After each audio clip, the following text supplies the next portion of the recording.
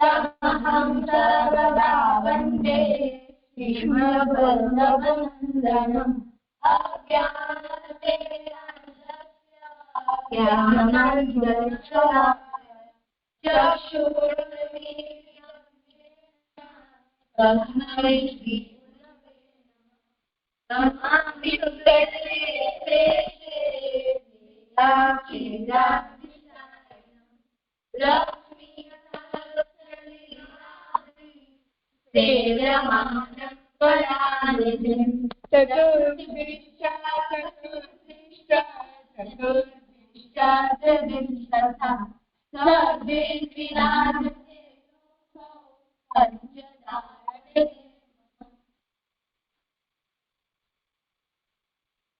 दंडवत प्रणाम जय जय हम कीर्तन करूं।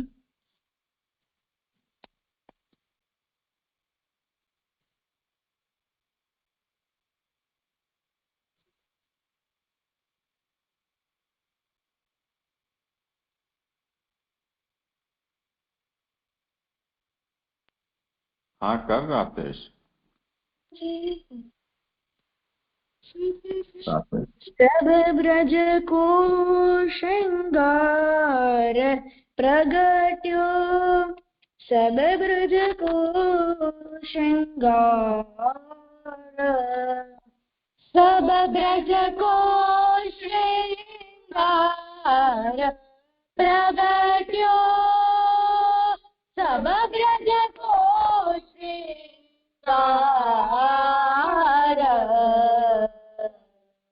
कीर्ति को की अवतरी कन्या सुंदरता को सार प्रगट्यो सब ब्रज को श्रृंगार कीर्ति को की अवतरी कन्या सुंदरता को सारा प्रगट्यो सब ब्रज को श्रृंगार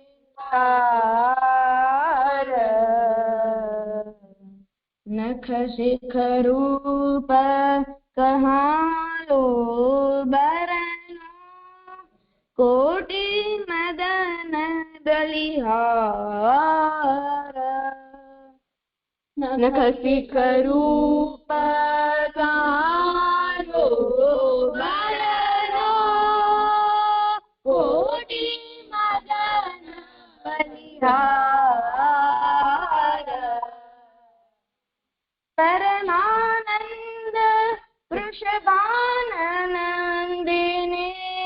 जोरी नंद दुलार प्रगट्यो कर ब्रज को श्रृंगार परमानंद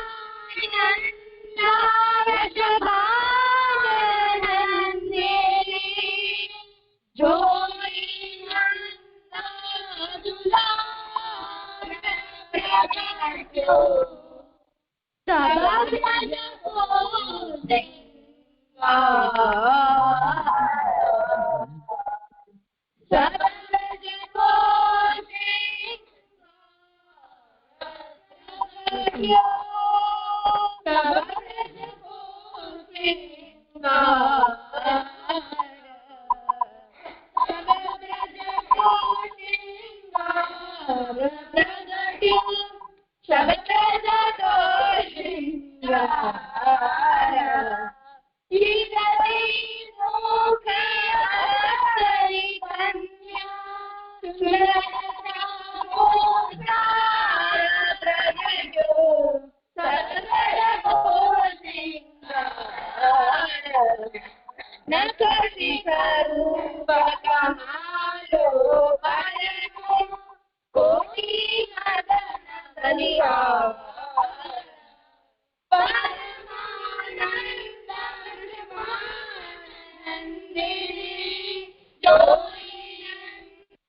લાર પ્રગટ્યો સબબ્રજ કો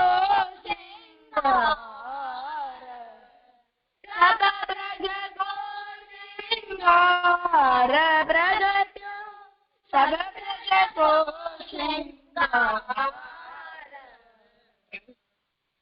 જી થઈ ગયું. સુંદર. હવે શું કરશું? ધન્યવાદ પ્રણામ જીજી. હા વૃત્તિ, પ્રસંગ હા જરૂર કરો. શેઠ પુરુષોત્તમ દાસ નો 10મો પ્રસંગ એ શેઠ પુરુષોત્તમ દાસ ના મામા શેઠ પુરુષોત્તમ દાસ ના એક મામા હતા. તેમને શેઠ પુરુષોત્તમ દાસજીને પૂછ્યો કે તમે ગયા તીર્થ હાલશો? તો તેમને કીધું કે ના, મને મારા કને સમય નથી, મારા કને સમય આવશે ત્યારે આવીશ. તો એવી રીતે 3-4 મહિના થઈ ગયા. અને એકવાર તો શેઠ પુરુષોત્તમ તેમના મામા તેમના ઘરે ગયા અને બધી તૈયારી કરીને ગયા હતા અને કીધું કે હાલ હવે તો તને હાલવું જ પડશે. તો શેઠ પુરુષોત્તમ દાસજી તેમના સાથે ગયા અને તેમને રસ્તામાં જોયું. તેમને રસ્તામાં એક રીંગણાનો ખેત જોયો. તો તેમને વિચાર્યું કે ઠાકોરજી માટે રીંગણાની સબ્જી બનાવીને ઠાકોરજીને ભોગ ધરીએ. તો તેમને ઠાકોરજી માટે રીંગણા લીધા અને પાછા ઘરે ગયા અને ઠાકોરજીને ખબર પડી ગઈ. ઠાકોરજીએ તેમને દીકરીને કીધો કે તું પૂરી બનાવી રાખજે, શેઠ પુરુષોત્તમ દાસજી આવે છે. તો તેમના દીકરીએ કીધું કે શેઠ પુરુષોત્તમ દાસજી તો તીર્થ ગયા છે. તો પછી ઠાકોરજીએ કીધું કે એનો તીર્થ થઈ ગયો પૂરો ને હવે એ આવે છે તો તું પૂરી બનાવી રાખજે. તો પછી તે જલ્દી નાયા, સ્નાન કરવા ગયા. તે જલ્દી સ્નાન કરવા ગયા અને એને પૂરી બનાવી રાખીને ત્યાં શેઠ પુરુષોત્તમ દાસજી આવ્યા અને કીધું કે હું રીંગણા લઈ આવું છું, તો આની સબ્જી બનાવી ઠાકોરજીને ધરાવ. તો પછી તેમને કીધું કે મેં પૂરી બનાવી રાખી છે, સબ્જી બનાવી ઠાકોરજીને ધરાવશું. પછી તેમને સબ્જી બનાવી અને ત્યાં સુધી શેઠ પુરુષોત્તમ દાસજી સ્નાન કરવા ગયા અને પછી તેમને ઠાકોરજીને ભોગ ધર્યો અને 5-6 વૈષ્ણવને પણ બોલાવ્યો પ્રસાદ લેવા. તો પછી ઠાકોરજીને ભોગ ધરીને અને ઠાકોરજીને પોઢાઈને પછી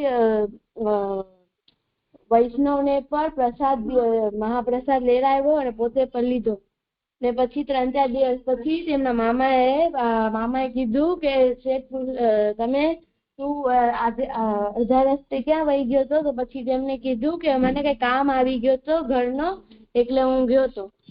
આમાંથી શીખ મળે છે કે આપણે આપણા માર્ગની વાત ગુપ્ત રાખવી જોઈએ અને આપણે કાંઈ પણ જઈએ ને આપણે ઠાકોરજી માટે ઉત્તમ વસ્તુ દેખાય તો આપણે ઠાકોરજી માટે લેવો ને ઠાકોરજીને. બહુ સરસ. બીજા આમાંથી શબ્દ છે તીર્થ. તીર્થ એટલે જે જગ્યાએ જઈને આપણે પવિત્ર કરીએ એને તીર્થ કહેવાય. અને તીર્થ એમાં એક જલ તીર્થ હોય અને સ્થાવર અને જલ અને સ્થળ. જલ અને સ્થળ તીર્થ એ જલમાં એક્ઝામ્પલ કે નારાયણ સરોવર અને યમુના ને ગંગા અને પછી સ્થળમાં ગોકુલ અને મથુરા.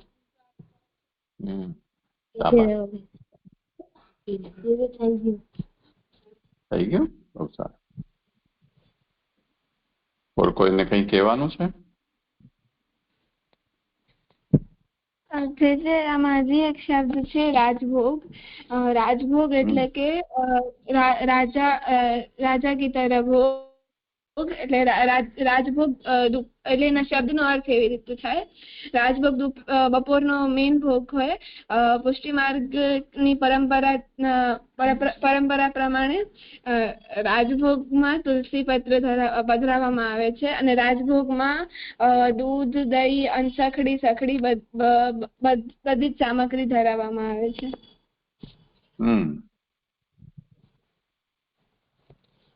જે મને કાલ વાળો પ્રશ્ન આપને પૂછ્યું તો નહીં પૂછવું છે. હું તો ભૂલી ગયો, તું પાછો પૂછી લે ને. મેં એમ પ્રશ્ન પૂછ્યો હતો કે એક વાર્તા હતી એમાં મુક્તિનો ઉપાય. એમાં એમ હતું કે આપણે જન્મ્યા છીએ તો આપણો કોઈ લેનદેન હશે, કોઈ બી વ્યક્તિ આપણાથી સંબંધ છે આપણો એનાથી લેનદેન જ હશે, એટલે જ આપણાથી સંબંધ થયો છે. અને માતા પિતાનો કોઈ પૂર્વ જન્મમાં એવો દોષ હશે જેનાથી એને પુત્ર થાય છે. દોષ અને શત્રુ મિત્ર ને ઉદાસીન બધાથી એને ઋણબંધ એને પુત્ર થાય છે. તો એવી રીતે આપણે પૂર્વજન્મમાં દોષ કર્યા હોય એટલે જ એમને પુત્ર થાય, એવું રીતે. હા, જો એમાં એમ સમજવું જોઈએ કે દોષ એવું કોઈ નિયમ નથી. આપણે એ વાત જાણીએ છીએ કે મનુષ્યના જન્મ અને મૃત્યુ એના કર્મના ફલને ભોગવવા માટે થાય છે. તો આપણા કોઈ કર્મફલ ભોગવવાના બાકી છે તો આપણો જન્મ થાય, જો ભોગવવાના બાકી નથી તો મુક્તિ થઈ જાય. તો હવે જે પણ વ્યક્તિ જન્મે છે એનો સીધો અર્થ એ છે કે એના કર્મ ભોગવવાના એને બાકી રહ્યા છે, નહીં તો શા માટે જન્મ્યો હોત. જેમ રોજે રોજ તમને સ્કૂલ જવું પડે છે ને, પાછા પરીક્ષા આપો, વેકેશન પડે ત્યારે આપણને એમ થાય કે હા છૂટ્યા, પણ ફરી વેકેશન પૂરું થાય એટલે ફરી પાછા ધક્કા ચાલુ. તો તમારું કંઈક ઉધાર ચડેલું છે જે તમારે ચૂકવવાનું છે, એટલે તમને આ બધી પીડા છે. જે દિવસે તમારું ભણવાનું પૂરું થઈ જાય, આગળ કંઈ ભણવાનું ન રહે તો પછી સ્કૂલ જવાનું પણ નથી હોતું. એવી રીતે જન્મ માટે પણ કંઈક કર્મ ભોગવવાના બાકી છે એટલે આપણો જન્મ થાય છે. જો કર્મ બાકી ન હોય તો જન્મ પણ ન થાય. હવે કર્મ પાપ જ હોય એવું કોઈ જરૂરી નથી, પુણ્ય પણ કર્મ હોય. તો પુણ્ય કર્મનું ફલ ભોગવવા માટે પણ જન્મ થાય છે. હવે જે પુત્ર શબ્દ છે એના કારણે આ તમને પ્રશ્ન થયો છે. પુત્ર શબ્દનો અર્થ એવો છે કે જે પુન નામના નરકમાંથી એમના જન્મદાતાને બહાર કાઢે છે એ પુત્ર છે, એવું એની પરિભાષા આપવામાં આવી છે. તો જે પુત્ર રહિત છે, જેને પુત્ર સંતતિ થઈ નથી, એનો ઉદ્ધાર થતો નથી.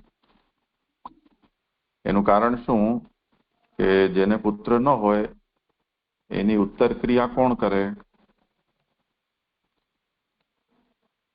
ઉત્તર ક્રિયા કોઈનું કરનારું ન હોય, અને આપણે ત્યાં એ નિયમ છે કે ખાલી એના શરીરને જલાવી દેવું એ જ એની ઉત્તર ક્રિયા નથી, પણ એના પછી તર્પણ, શ્રાદ્ધ વગેરે બધું લાંબુ ચાલે છે, 3 પેઢી સુધી ચાલવું જોઈએ બધું. એના માટે પુત્ર સંતતિ જરૂરી છે. તો જેને પુત્ર સંતતિ નથી એનો ઉત્તર ક્રિયા કોઈ કરી નથી એવો એનો અર્થ થશે. તો એનો મતલબ એ લોકોની સદગતિ નહીં થાય.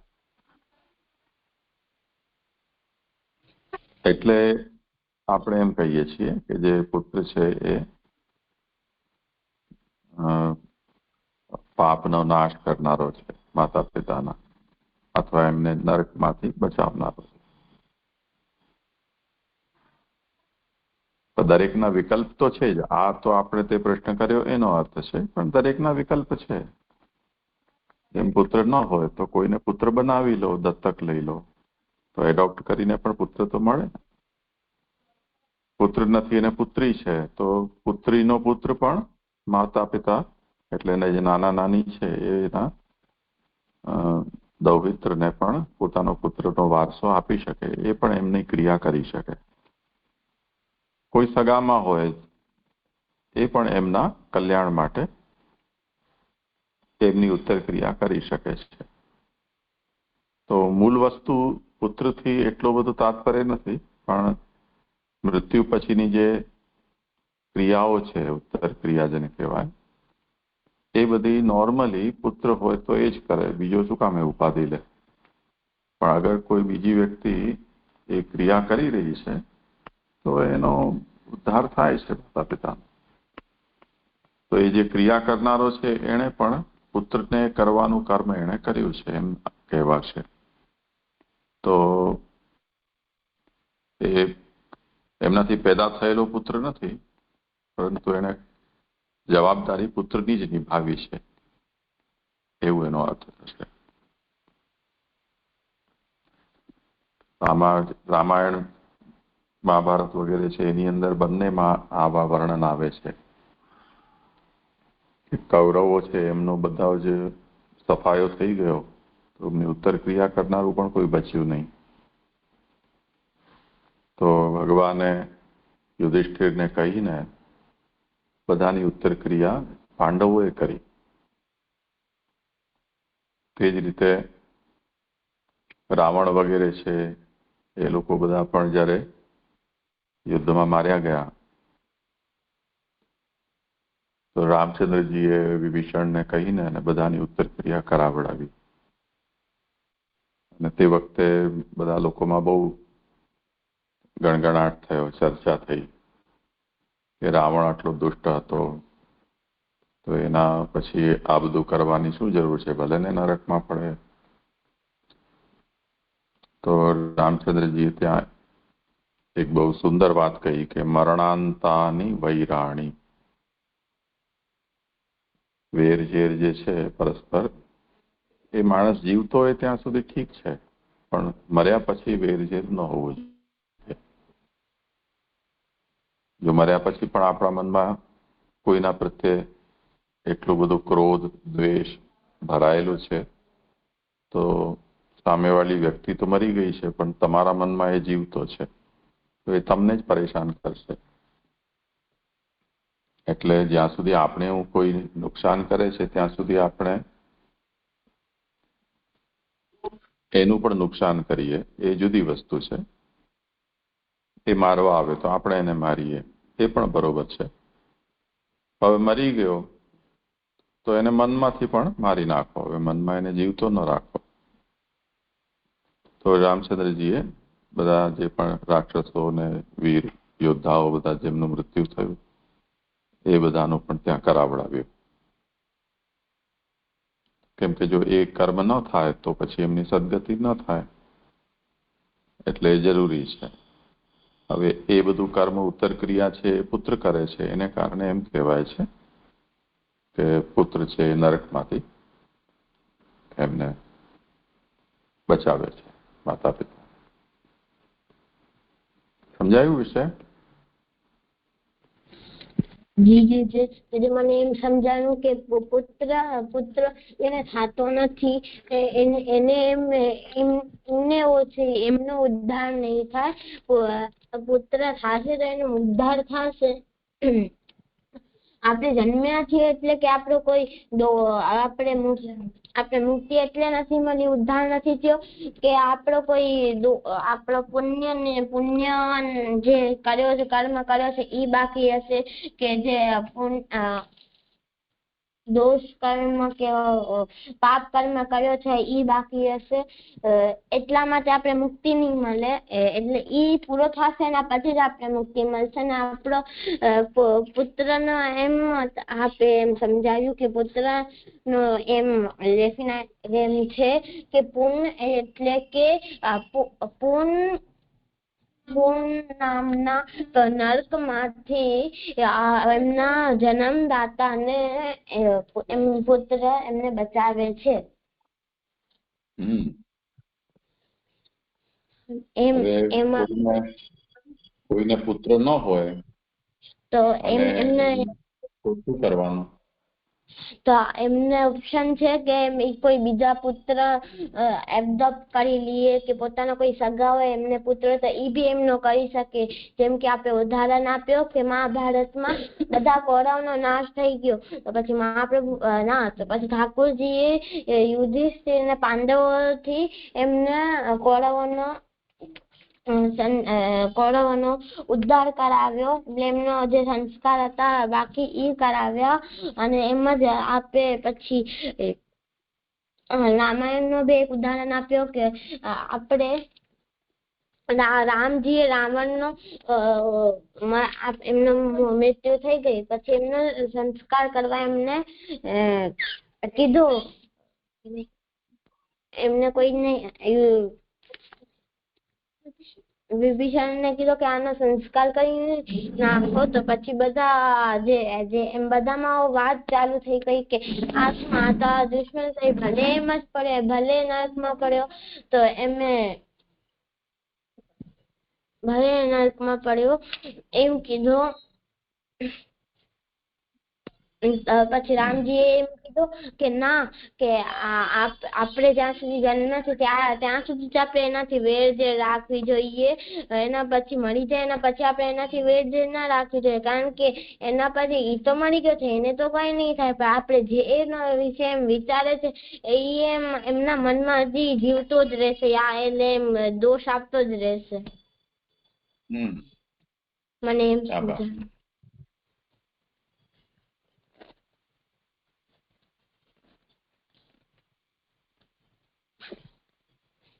બીજા કોઈને કઈ આમાં કહેવાનું છે? થઈ ગયું ને?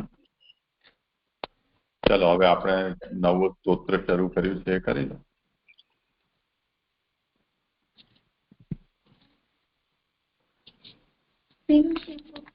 સ્વસ્વામી પાણિયુગલાષ્ટકમ આસાતામેક શરણે વિહિતા કરણે રદિ સ્વામિનૌ વલ્લભાધીશ વિઠ્ઠલેશાભિધૌ સદા.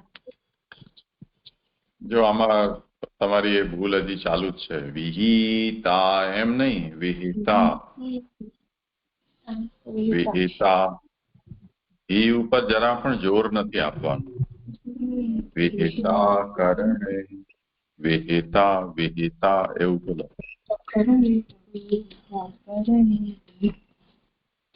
વિહિતા કરણે રદિ.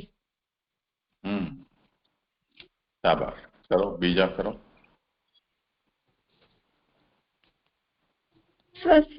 સ્વસ્વામી પાણિયુગલાષ્ટકમ આસાતામેક શરણે વિહિતા કરણે રદિ સ્વામિનૌ વલ્લભાધીશ વિઠ્ઠલેશાભિધૌ સદા. સ્વસ્વામી પાણિયુગલાષ્ટકમ આસાતામેક શરણે વિહિતા કરણે રદિ સ્વામિનૌ વલ્લભાધીશ વિઠ્ઠલેશાભિધૌ સદા. શાબાશ. ચલો કમજોર કરી. સ્વસ્વામી પાણિયુગલાષ્ટકમ આસાતામેક શરણે વિહિતા કરણે રદિ સ્વામિનો વલ્લભાધીશ વિઠ્ઠલેશાભિધૌ સદા.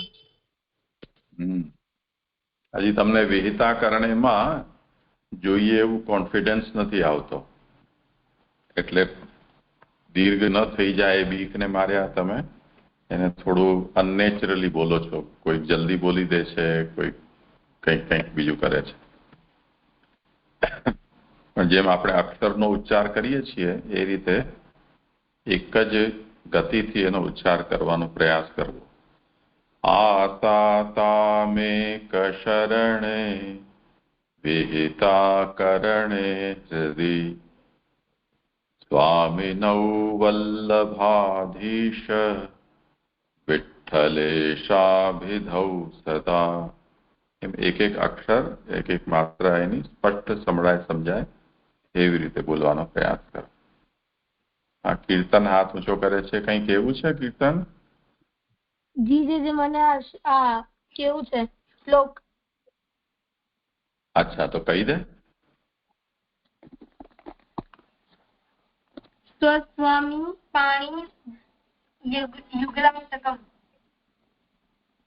આસાતામે કશરણે વિહિતા કરણે રદી સ્વામીનો વલ્લભાધીશ વિઠ્ઠલેશા વિધૌ સદા.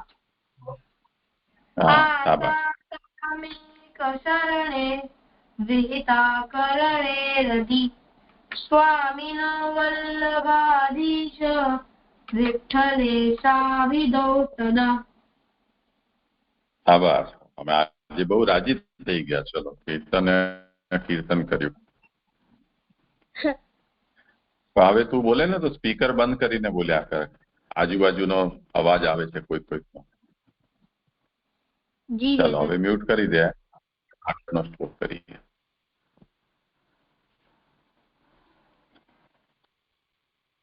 કૃપામ પ્રકુરુતામ દીને સ્વત એવ કૃપાકરૌ. કૃપામ પ્રકુરુતામ દીને સ્વત એવ કૃપાકરૌ. ચલો હવે એનો ઉચ્ચાર કરી લઈએ અને બીજી પણ કરી લઈએ તો સરળતા થઈ જાય. પ્રસીદેતામ. બીજું ચરણ આનું તો બધામાં એક જ છે એટલે એને વારંવાર નથી બોલી રહ્યા. તમે લોકો સમજી જશો. પ્રસીદેતામ મયી શ્રીમત. અહીંયા થોડું સાચવજો. મયી શ્રીમત વ્રજેશ ચરણાશ્રયે. પ્રસીદેતામ મયી શ્રીમદ વ્રજેશ ચરણાશ્રયે. હવે એનો ઉચ્ચાર કરી લઈએ.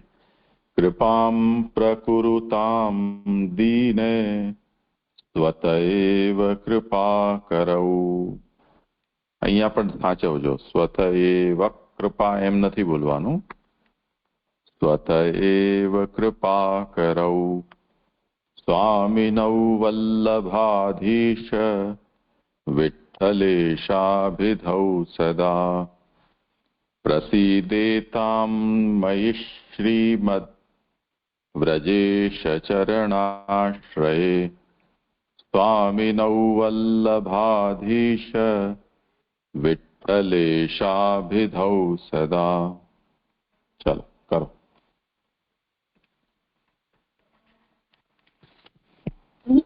કૃપામ પ્રકુરુતામ દીને સ્વત એવ કૃપા કરૌ. સ્વત એવ કૃપા કરૌ. સ્વત એવ કૃપા કરૌ સ્વામિનૌ વલ્લભાધીશ વિઠ્ઠલેશાભિધૌ સદા. પ્રસીદેતામ મયી શ્રીમદ વ્રજેશ ચરણાશ્રય. સ્વામિનૌ વલ્લભાધીશ વિઠ્ઠલેશાભિધૌ સદા. કૃપામ પ્રકુરુતામ દીને સ્વત એવ કૃપા કરૌ. સ્વામી સ્વત એવ એમ નથી ભાઈ. સ્વત એવ કન્ટિન્યુટીમાં જ છે. સ્વત એવ કૃપા કરૌ સ્વામિનૌ વલ્લભાધીશ વિઠ્ઠલેશાભિધૌ સદા. પ્રસીદેતામ મયી શ્રીમદ વ્રજેશ ચરણાશ્રયે. સ્વામિનૌ વલ્લભાધીશ વિઠ્ઠલેશાભિધૌ સદા. કૃપામ પ્રકુરુતામ દીને સ્વત એવ કૃપા કરો સ્વામિનૌ વલ્લભાધીશ વિઠ્ઠલેશાભિધૌ સદા. प्रसीदेतां मयि श्रीमद् व्रजेश्चरणाश्रये स्वामिनो वल्लभाधि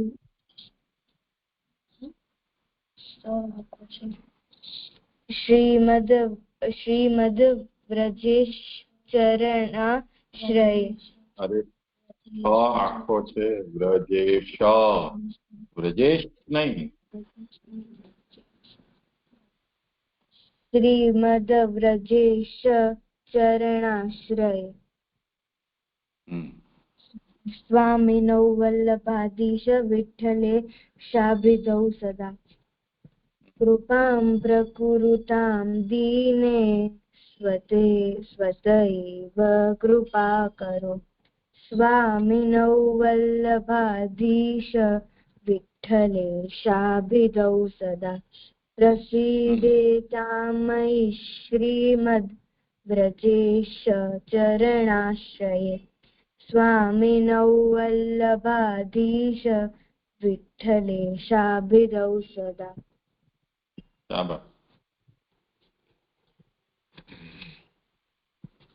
कृपां प्रकुरुतां दीने स्वत एव कृपा करौ स्वामिनौ वल्लभाधीश विठ्ठलेशाभिधौ सदा प्रसीदेतां मयि श्रीमद् व्रजेश चरणाश्रये स्वामिनौ वल्लभाधीश विठ्ठलेशाभिधौ सदा कृपां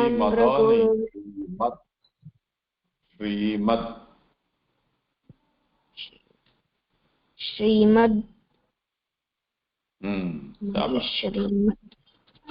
कृपां प्रकुरुतां दीने स्वत एव कृपा करौ स्वामिनौ वल्लभाधीश विठ्ठलेशाभिधौ सदा प्रसीदेतां मयि श्रीमद् व्रजेश चरणाश्रये दीर्घ बोल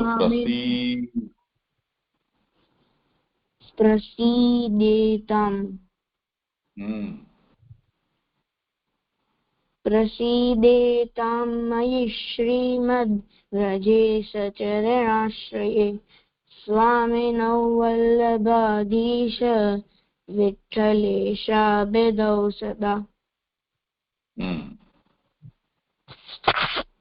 कृपां प्रकुरुतां दीने स्वत एव कृपा करो स्वामिनो वल्लभाधीश विठ्ठलेशाभिधौ सदा प्रसीदेता मयि श्रीमद् व्रजेश चरणाश्रये स्वामिनौ वल्लभाधीश विठ्ठलेशाभिधौ सदा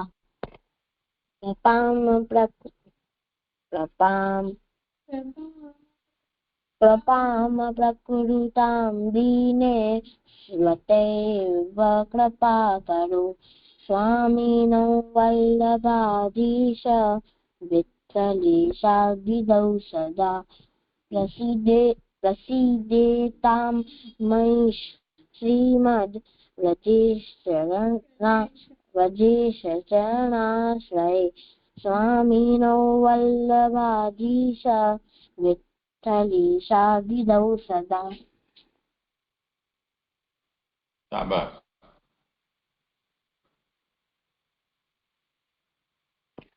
कृपां प्रकुरुतां दीने स्वत एव कृपा करौ स्वामिनो वल्लभाधीश विठ्ठलेशाभिधौ सदा प्रसीदेतां मयि श्रीमद् व्रजेश चरणाश्रये स्वामिनो वल्लभाधीश विठ्ठलेशाभिधौ सदा कृपां प्रकुरुतां दीने स्वत एव कृपा करो स्वामिनो वल्लभाधीश विठ्ठलेशाभिधौ सदा प्रसीदेतां मयि श्रीमद् व्रजेश चरणाश्रये સ્વામીનો વલ્લભાધીશ વિઠ્ઠલેશાભિધૌ સદા. શાબાશ. અર્પણ થોડું સુધારવાનું, એટલું અશુદ્ધિ ન કહેવાય, પર જ્યાં પોઝ અનડ્યુ છે જે તે આપે છે ને, એ ગુજરાતીઓ બધા જ એવી રીતે જ બોલતા હોય છે પાઠ. જેમ સ્વત એવ, તો સ્વત એવું લંબાવવાની તને જરૂર નથી, સ્વત એવ. અને વ્રજેશ ચરણાશ્રય, તો શ આ લંબાવવાની પણ જરૂર નથી, વ્રજેશ ચરણાશ્રય. આ બે વસ્તુ થોડું ધ્યાન આપ્યા કરો. જી જય. ઠીક છે, કરવાનું. કૃપામ પ્રકુરુતામ દીને સ્વત એવ કૃપા કરો સ્વામિનો વલ્લભાધીશ વિઠ્ઠલેશાભિધૌ સદા. પ્રસીદેતામ મયી શ્રીમદ વ્રજેશ ચરણાશ્રયે સ્વામિનો વલ્લભા વ્રજેશ શ્રીમદ વ્રજેશ ચરણાશ્રયે સ્વામિનો વલ્લભાધીશ વિઠ્ઠલેશાભિધૌ સદા. કૃપામ પ્રકુરુતામ દીને સ્વત એવ કૃપા કરો સ્વામિનો વલ્લભાધીશ વિઠ્ઠલેશાભિધૌ સદા. પ્રસીદેતામ મયી શ્રીમદ વ્રજેશ ચરણાશ્રયે સ્વામિનો આખો વ્રજેશ નહીં. પ્રસીદેતામ મયી શ્રીમદ વ્રજેશ ચરણાશ્રયે સ્વામિનો વલ્લભાધીશ વિઠ્ઠલેશાભિધૌ સદા. જો સાન્વી, વ્રજેશ ચરણાશ્રય આ ખોટું છે, વ્રજેશ ચરણાશ્રય આ પણ ખોટું છે. વ્રજેશ ચરણાશ્રય આ ફ્લોમાં આ રીતે જવું જોઈએ. ચરણાશ્રય એમ નહીં, ચરણાશ્રય. વ્રજેશ ચરણાશ્રયે.